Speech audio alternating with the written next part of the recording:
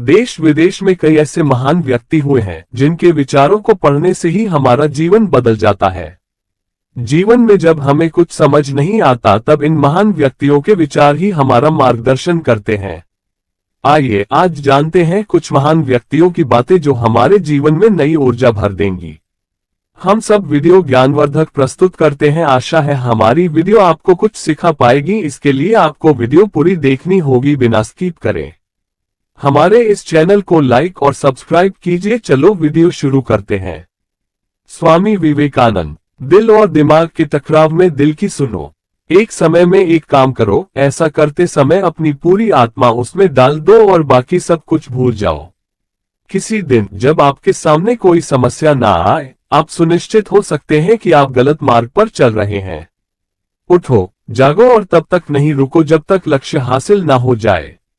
स्वामी विवेकानंद जी का ब्रेन इतना तेज था कि वे एक मोटी किताब को 1 घंटे में पढ़ने के साथ याद भी कर लेते थे। हमसे तो पढ़ी भी नहीं जाएगी, इतने महान हस्ती थे वे। एक विचार लो, उस विचार को अपना जीवन बना लो। उसके बारे में सोचो, उसके सपने देखो, उस विचार को जियो।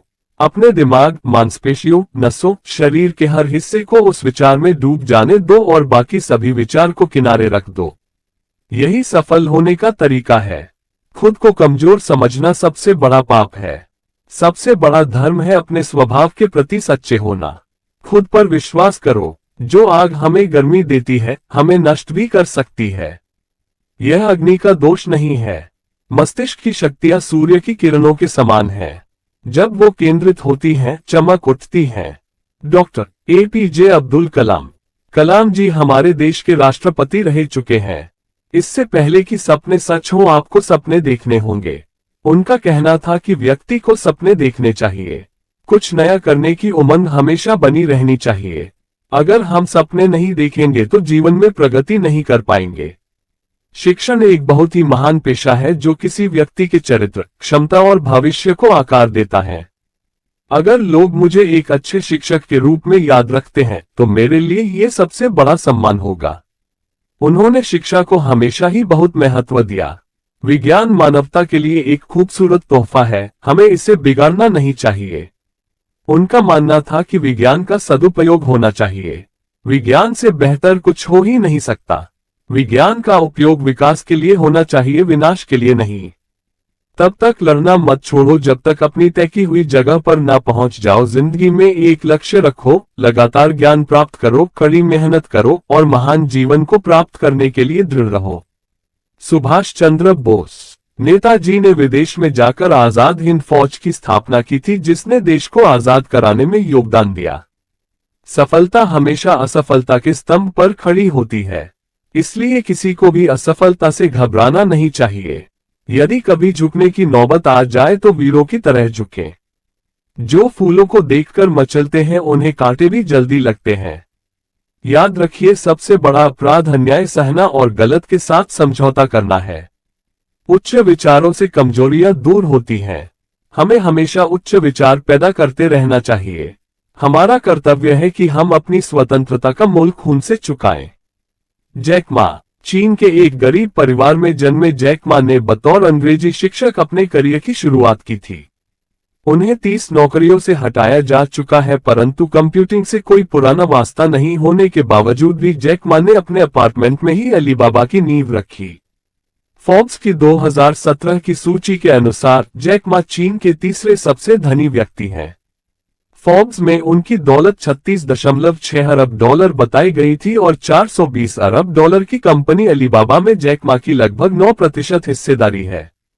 ब्लैक फ्राइडे और साइबर मंडे जैसे शॉपिंग इवेंट के जरिए जैक मा ने अमेरिका में भी अपनी धाक जमाई। जैक मा ने 10 साल पहले अपने वारिस के बारे में सोचना शुरू किया था।